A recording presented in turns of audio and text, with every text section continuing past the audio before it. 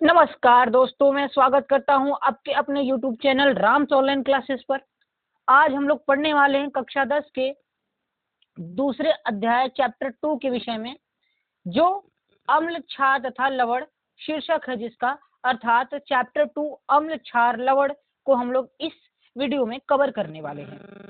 इस वीडियो में हम लोग सबसे पहले जानेंगे कि अम्ल क्या होते हैं, अम्ल कितने प्रकार के होते हैं, अम्ल के भौतिक व रासायनिक गुण क्या होते हैं। इन सभी विषयों को हम लोग इस वीडियो में देखेंगे और उसके अगले वीडियो में हम लोग पार्ट 2 बना के या अगले वीडियो में क्षार के विषय में देखेंगे। सेम प्रोसेस में क्षार कितने प्रकार के होते हैं, क्षार क्या होते हैं, ठीक। और उसके अगले वीडियो में लवण पढ़ेंगे। फिर उसके बाद लवण से उत्पन्न कुछ मुख्य लवण होते हैं उसको अच्छे से अध्ययन करेंगे, ठीक है। इस वीडियो में हम लोग केवल अम्ल के बारे में पढ़ने वाले हैं कि अम्ल के भौतिक और रासायनिक गुण क्या होते हैं, इनके बारे में अच्छे से हम लोग देखने वाले हैं कि अम्ल। सबसे पहले हम लोग अम्ल क्या होता है इसके बारे में जानते हैं कि अम्ल की जो अम्ल होता है वो शुरुआत कहाँ से हुआ था अम्ल का नाम, ठीक है। तो जो अम्ल होता है दोस्तों, इसको शुरुआत में इसका डेफिनेशन बताया गया था कि अम्ल वह पदार्थ होते हैं जो स्वाद में खट्टे होते हैं, जो स्वाद में क्या होते हैं, खट्टे होते हैं, ठीक। जो स्वाद में खट्टे होते हैं इसको कहते हैं अम्ल। ये बहुत पुराना डेफिनेशन था जिनको वही जो बताने वाले एक वैज्ञानिक हमारे थे जिनका नाम था अर्नेल्डस,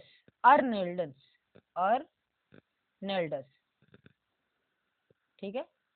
आई होप याद रहेगा। अर्नेल्डस ने सबसे पहले इसका डेफिनेशन, अम्ल का डेफिनेशन बताया था कि भाई वे पदार्थ जो स्वाद में खट्टे होते हैं अम्ल कहलाते हैं। अब हर एक पदार्थ को हम लोग चख के तो पता नहीं लगा सकते। भाई कोई स्ट्रॉन्ग एसिड मिल गया तो उसको चखने जाएंगे तो हमारी जीभ ही कट के अर्थात जीभगी जल के जो है निकल जाएगी।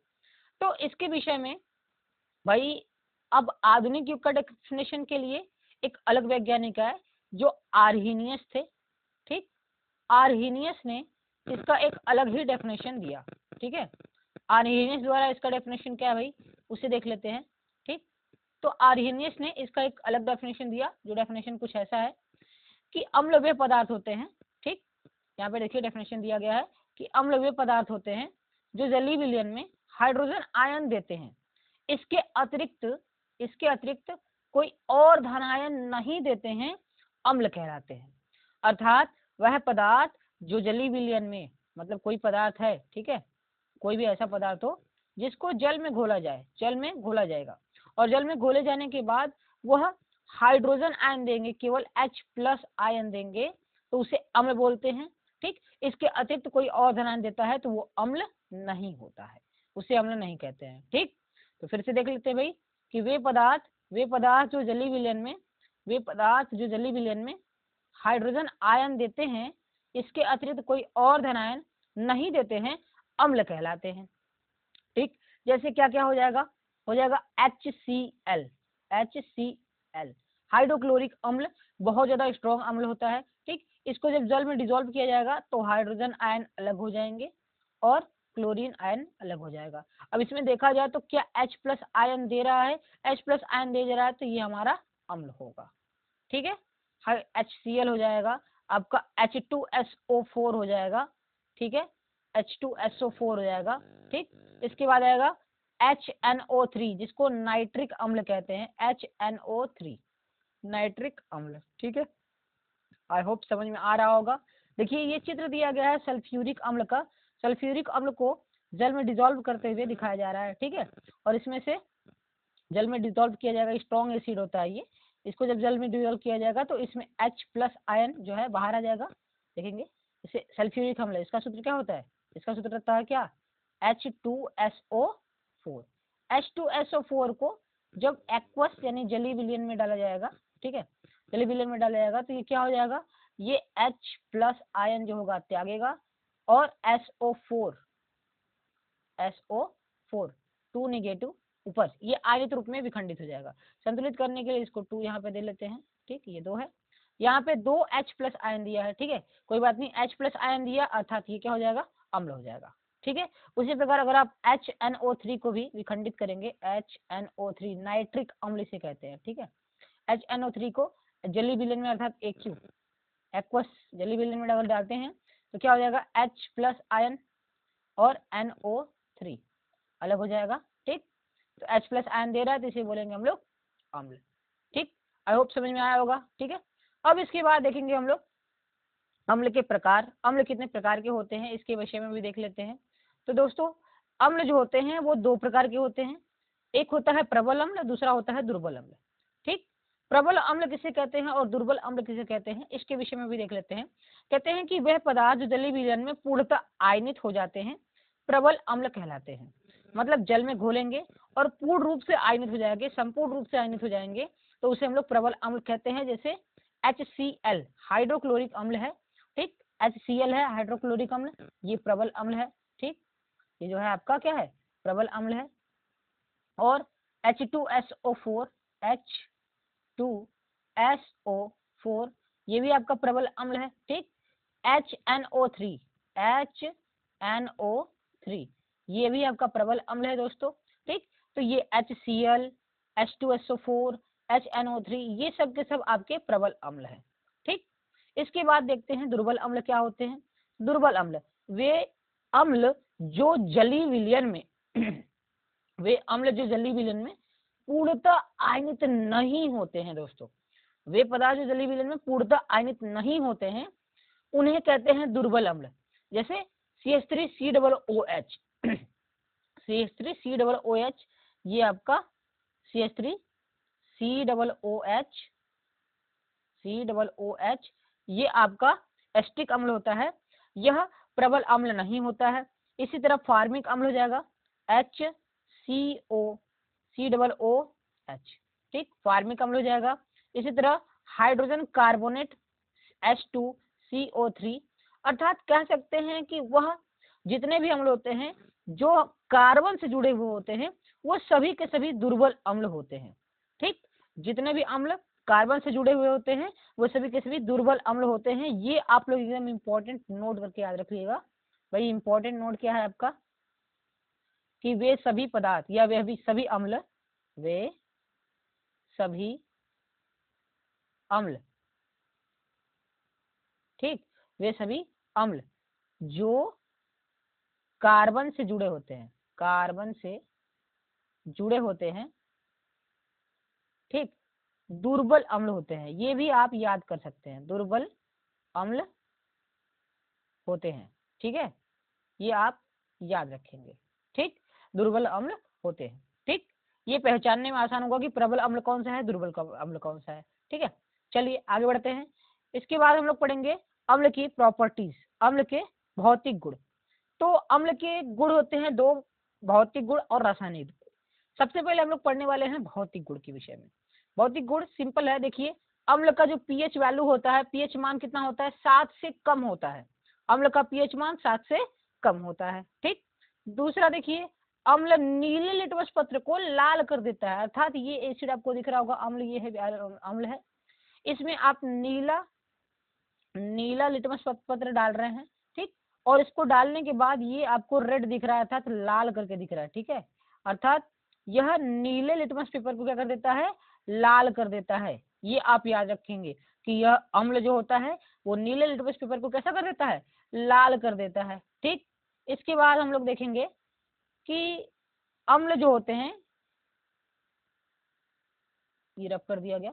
ठीक है, इसके बाद अम्ल के जल से अभिक्रिया करके, अर्थात अम्ल को जब जल में डाला जाता है, जल में भिगोया जाता है, तो उसके बाद क्या होता है, यह अपघटित होकर क्या हो जाता है देखेंगे। ठीक, तो अम्ल जल से अभिक्रिया करके हाइड्रोजन आयन देता है। ठीक, अम्ल को जब जल में डाला जाता है, ये तो आप डेफिनेशन में ही पढ़ लिए हैं। ठीक है, कि कोई भी जैसे ये जल है, इसमें अगर अब अम्ल डाल रहे हैं, H2SO4 डाल रहे हैं या HCl डाल रहे हैं, तो ये इसमें एक हाइड्रोजन H प्लस आयन आपको ये देगा। ठीक, H प्लस आयन आपको ये देगा। ठीक है, ये इसका भी भौतिक गुण है। ठीक, इसके बाद देखेंगे क्या है, अम्ल स्वाद में क्या होते हैं, खट्टे होते हैं, ये भी आप पहले ही बात कर चुके हैं। ठीक, अम्ल का जो स्वाद होता है कैसा होता है, खट्टा होता है। ठीक, एक स्पेशल गुण ये देखने के लिए मिल रहा है आपको कि अम्ल विद्युत के सुचालक होते हैं। किसके कारण, उसके अंदर एक धनायन H प्लस आयन होता है, इसी आयन के कारण ये विद्युत के क्या होते हैं, सुचालक होते हैं। ये इंपॉर्टेंट थोड़ा सा नोट है, आप लोग इसको ध्यान में रखेंगे। ठीक है, चलिए नेक्स्ट देखते हैं। नेक्स्ट हमारा है अम्ल के रासायनिक गुण। अम्ल के रासायनिक गुण में सबसे पहला आपका है कि धातु से क्रिया। रासायनिक गुण में भाई उसकी केमिकल प्रॉपर्टीज दिखाई जाएगी, मतलब कि वह किसी एक तत्व से रिएक्शन करता है, किसी तत्व से रिएक्शन करता है तो क्या इफेक्ट पड़ता है, क्या प्रभाव पड़ता है, इसके विषय में देखेंगे। ठीक, यहाँ पे देखिए आपको दिखाया गया है, ये एनसीईआरटी से चित्र लिया गया है। ठीक है, एनसीईआरटी का प्रमुख चित्र है, यहाँ पे दिखाया गया है। ठीक, एक छोटा सा स्टैंड स्टैंड लगाया गया है। इस स्टैंड में आपको जिंक के दानेदार टुकड़े दिख रहे होंगे। यहाँ पे आपको जिंक जेड एन का छोटा छोटा टुकड़ा लिया गया है और किस में रखा गया है, तो तनु सल्फ्यूरिक अम्ल HCl सल्फ्यूरिक तनु सल्फ्यूरिक अम्ल है। तो ये HCl नहीं, ये आपका हो जाएगा H2SO4। ठीक है, ये आपका H2SO4 सल्फ्यूरिक अम्ल H2SO4 में डाला गया है। ठीक है, ये आपको दिख रहा होगा। ठीक, और इसको डालने के बाद छोड़ दिया गया और यहाँ से प्रवाहित नली द्वारा थोड़ी सी छिद्र यानी गैस को निकलने लायक ये देखिए ये टेस्ट ट्यूब लगा दिया गया और इसको साबुन के बुलबुले में छोड़ दिया गया कि ताकि गैस निकले तो पता चले। ठीक, और जब इसको इसमें छोड़ दिया जाता है तो कुछ देर बाद हाइड्रोजन गैस क्या होता है, इसमें से ऐसे करके बाहर निकलता है। ठीक है, और जो बुलबुले होते हैं, हाइड्रोजन बुलबुले होते हैं, वो इसको दर्शाए गए हैं। ठीक है, आई होप समझ में आया होगा। ठीक, तो हम लोग इस वीडियो में इस रासायनिक गुण, इसका पहला रासायनिक गुण देखने वाले हैं कि अम्ल अगर किसी धातु से क्रिया करता है, अम्ल कोई भी धातु हो अगर उससे रिएक्शन करता है, क्रिया करता है तो क्या होता है। तो दोस्तों अम्ल किसी धातु से क्रिया करता है तो हाइड्रोजन गैस मुक्त होती है। ये आप लोग अच्छे से याद रखेंगे कि कोई भी अम्ल हो अगर वो धातु से क्रिया करेगा तो लवण और हाइड्रोजन गैस मुक्त होती है। ये अच्छे से याद रखेंगे, कोई भी धातु है नहीं धातु। चलिए इसी रिएक्शन को हम लोग देख लेते हैं कि इस रिएक्शन को कैसे पूर्ण रूप से देखा जाएगा। तो ये है सल्फ्यूरिक अम्ल। दोस्तों सल्फ्यूरिक अम्ल का सूत्र H2SO4 होता है। ठीक, H2SO4 प्लस धातु, कोई भी धातु, यहाँ पे जिंक लिया गया है तो जिंक ले लेते हैं Zn, रिएक्शन कराया गया। ठीक, बना क्या, लवण और हाइड्रोजन गैस। हाइड्रोजन गैस क्या होता है, H2 आपका उड़ गया। ठीक, बचा क्या, ये SO4 और जिंक। ठीक, तो ये क्या कैसे लवण बनाते हैं तो देखेंगे आप लोग, थोड़ी सी संयोजकता इनकी याद रखेंगे। ठीक, ऑक्सीकरण संख्या भी कह सकते हैं या संयोजकता भी कह सकते हैं, ये आप थोड़ा याद रखेंगे। जिंक का संयोजकता +2 होता है और SO4 का संयोजकता -2 होता है। अब ये कैंसिल आउट हो गया, 1 हो गया। अब इनका तिरछा गुणा होता है, क्लास 9th में आप लोग पढ़े थे, ये बन जाएगा आपका ZnSO4। ठीक, ये रिएक्शन आपका हो गया। तो क्या बना, देखिए आप लोग अच्छे से देख पा रहे होंगे, अम्ल धातु से क्रिया किया तो लवण और हाइड्रोजन गैस मुक्त करता है। H2SO4 अम्ल है, ये धातु जिंक से क्रिया किया तो बनाया जिंक सल्फेट और हाइड्रोजन गैस क्या किया, मुक्त किया। इसी प्रकार आप किसी भी प्रकार के किसी भी अम्ल को, किसी भी धातु को रिएक्शन करवा के चेक कर सकते हैं कि यह अभिक्रिया सही होती है या नहीं। चलिए एक दो प्रैक्टिस करते हैं। जैसे कि मैंने कोई HCl हाइड्रोक्लोरिक अम्ल ले लिया, HCl, कोई भी धातु ले लिया मैंने, चलिए सोडियम ले लिया। ठीक है, Na सोडियम, इसका रिएक्शन कराया और इसमें से सबको पता है कि हाइड्रोजन गैस निकलेगी। ठीक, हाइड्रोजन गैस निकल जाएगी और बचेगा सोडियम क्लोरीन। ठीक, सोडियम क्लोराइड रिएक्शन कराता है होता है सोडियम क्लोराइड। ठीक है, सोडियम क्लोराइड। ठीक, ये आपका हो गया।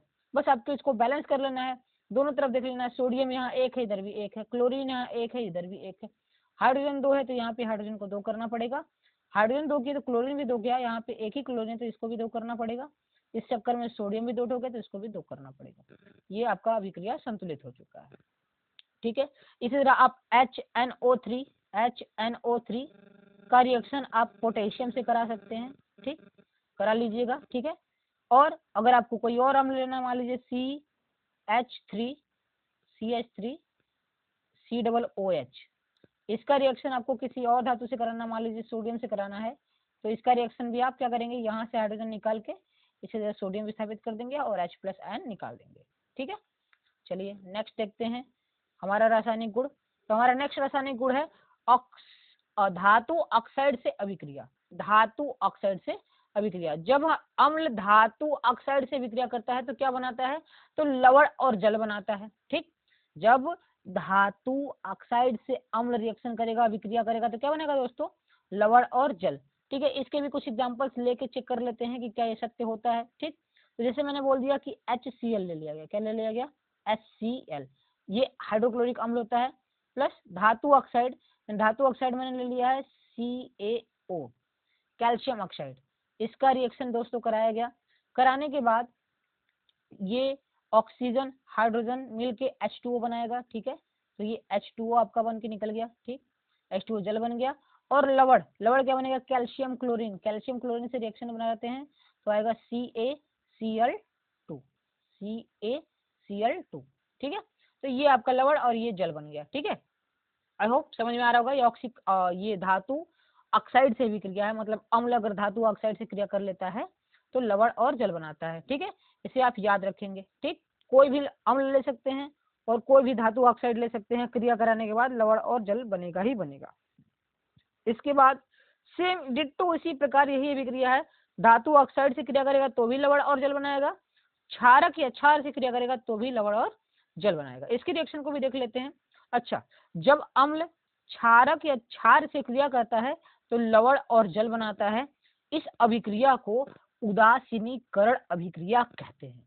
ये भी आप इंपॉर्टेंट में डाल के नोट करके याद रखेंगे आप लोग। ठीक है, कि उदासीनीकरण अभिक्रिया किसे कहते हैं, तो जब कोई अम्ल तथा क्षार परस्पर अभिक्रिया से लवण तथा जल बनाते हैं तो इस प्रकार की अभिक्रिया को क्या कहते हैं, उदासीनीकरण अभिक्रिया कहते हैं। ठीक है, चलिए इसके बाद इसके रिएक्शन को देखते हैं। तो कोई भी अम्ल ले लीजिए आप लोग। ठीक है, चलिए नेक्स्ट पेज पे करते हैं।